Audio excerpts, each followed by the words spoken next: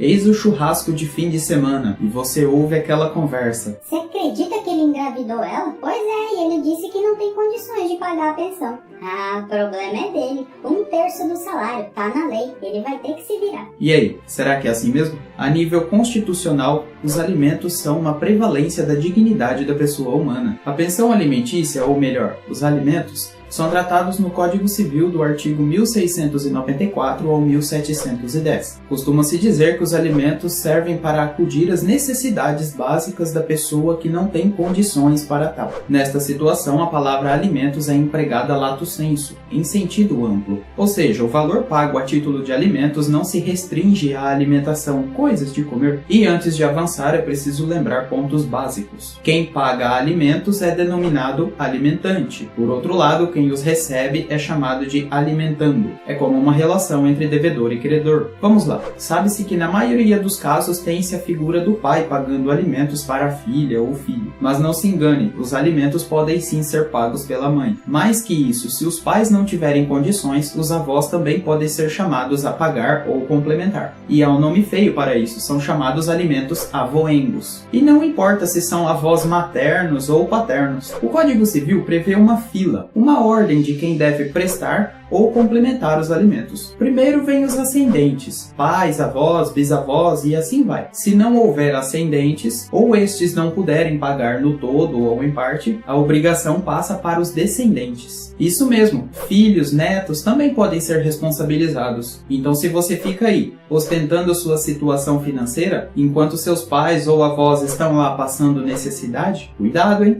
Ah, mas eu sou adotado. Isso não importa, mas não para por aí. No final desta fila, há os colaterais. No caso, os irmãos. Na falta ou na impossibilidade dos demais, eles serão chamados a pagar. Curiosamente, há ainda os casos em que se pode fixar alimentos entre ex-cônjuges ou ex-companheiros. Cônjuges. Difícil de falar, hein? O entendimento é que há um dever legal de assistência mútua entre eles, só que transitório. Assim, os demais não estão obrigados a pagar alimentos, como é o caso dos tios e sobrinhos, apesar de interessante posicionamento minoritário contrário a isso. Tá, mas e os 30%? Se analisar jurisprudência, doutrina, legislação, nada vai se falar de porcentagens padrão, muito menos de valores únicos previamente fixados. Vamos pensar, suponha que haja uma percentagem fixa, a de 30%. Jucicleide trabalha e sua renda mensal dá cerca de R$1.000. Ela é separada, tem uma criança e esta mora com o pai. Se analisar bem, pagando pensão, ela vai ter que viver, ou melhor, tentar viver com apenas R$670 por mês. É razoável?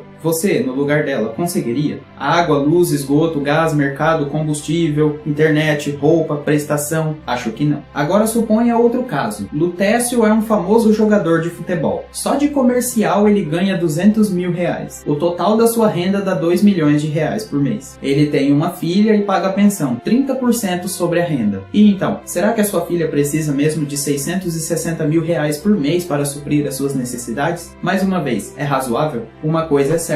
Não é bem assim que funciona. E como funciona então? Simples. 2 palavrinhas mágicas: necessidade e possibilidade. Esse binômio significa que, num caso concreto, deve-se observar a real necessidade de concessão de alimentos e sua quantidade. Ao mesmo tempo, deve-se observar se há a possibilidade de pagá-los. Portanto, essas palavrinhas mágicas devem viver sempre juntas, em harmonia. Isto é, não adianta ter somente a possibilidade, condições de pagar alimentos, se quem vai receber é uma pessoa que não precisa, não necessita. Do contrário, o mesmo. No exemplo da Jucicleide, percebe-se que há uma necessidade presumida, pois é uma criança, mas não há a possibilidade de a mãe pagar, não aquele valor. Já no exemplo de Lutécio, há a possibilidade dele pagar, e ele tem que fazer isso, porque, igualmente, a necessidade é presumida, mas não há necessidade de sua filha receber. De novo, pelo menos não aquele valor. Como assim? Por que tá dizendo isso? É que nem sempre a pessoa reúne condições de pagar o que se pede, mas outro valor pode ser que ela consiga, pode ser que seja mais razoável, portanto. Nossa amiga Jucicleide claramente não pode pagar 330, não é razoável. Mas será que ela não conseguiria 100, 150? Pode sim ser pouco, mas a possibilidade dela no momento é essa. E se a necessidade da tal criança continuar existindo, entra nesse campo aquele papel complementar dos demais. Ascendentes, descendentes, irmãos, nesta ordem, se houver. No caso do nosso jogador, talvez seria razoável um valor menor. Que tal 20 mil? Pouco ou muito?